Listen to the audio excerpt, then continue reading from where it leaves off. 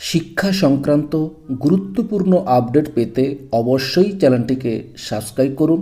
পাশে থাকা বেল আইকনটিতে অবশ্যই ক্লিক করুন। নমস্কার, আমি শুভেন্দু। আমার ছোট্ট চ্যানেলে আপনাকে স্বাগত।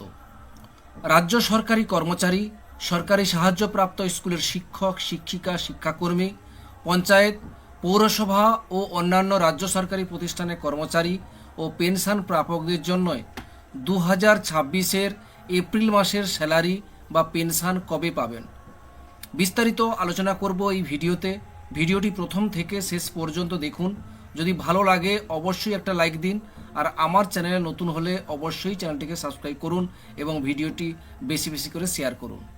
আপনারা সকলেই জানেন প্রতি মাসে আপনাদেরকে স্যালারি এবং পেনশন কবে পাবেন জানিয়ে দিই, এবং ম্যাক্সিমাম জায়গাগুলোতে আমি যে ডেটগুলো বলি সেই ডেটগুলো অনুযায়ী স্যালারি বা পেনশন পেয়ে যান।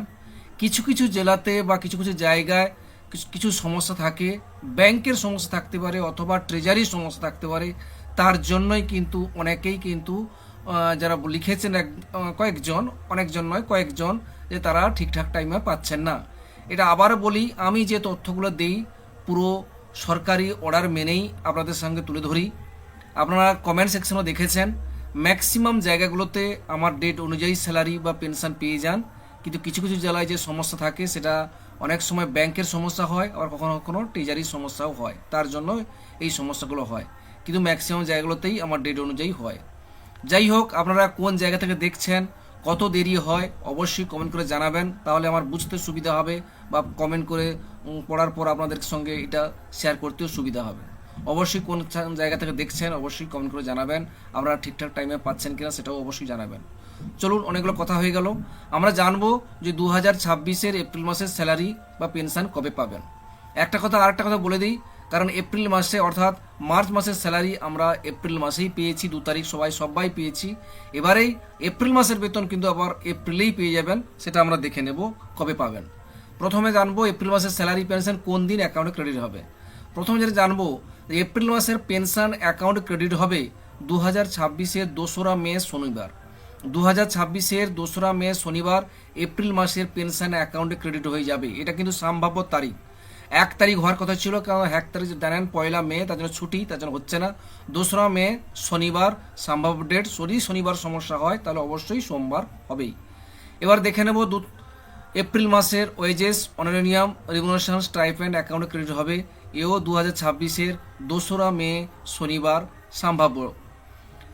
এপ্রিল মাসের ওয়েজেস, অনারিয়াম, রেমুনারেশন, স্টাইপেন্ড অ্যাকাউন্টে ক্রেডিট হবে 2026-এর 2রা মে শনিবার। আবারও এখানে বলে রাখি, এটা কিন্তু সম্ভাব্য ডেট, কারণ 2রা মে শনিবার যদি না হয় তাহলে কিন্তু সোমবার অবশ্যই হবে।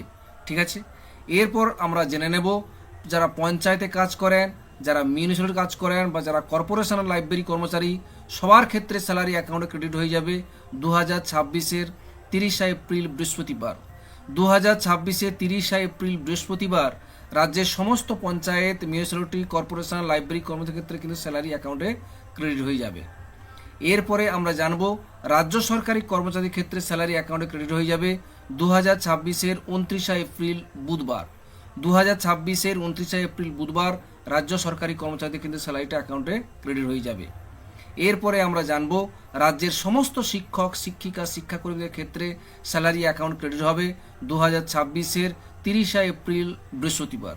2026-এর 30 এপ্রিল বৃহস্পতিবার রাজ্যের সমস্ত শিক্ষক, শিক্ষিকা, শিক্ষাকর্মীদের ক্ষেত্রে কিন্তু স্যালারি অ্যাকাউন্টে ক্রেডিট হয়ে যাবে। যাই হোক, ভিডিওটি যদি আপনাদের কেমন লাগে অবশ্যই কমেন্ট করে জানাবেন, ভালো লাগলে অবশ্যই লাইক দেবেন, অবশ্যই চ্যানেলটিকে সাবস্ক্রাইব করবেন। যারা করে রেখেছেন তাদেরকে অসংখ্য ধন্যবাদ। সকলে ভালো থাকবেন, সুস্থ থাকবেন, ধন্যবাদ।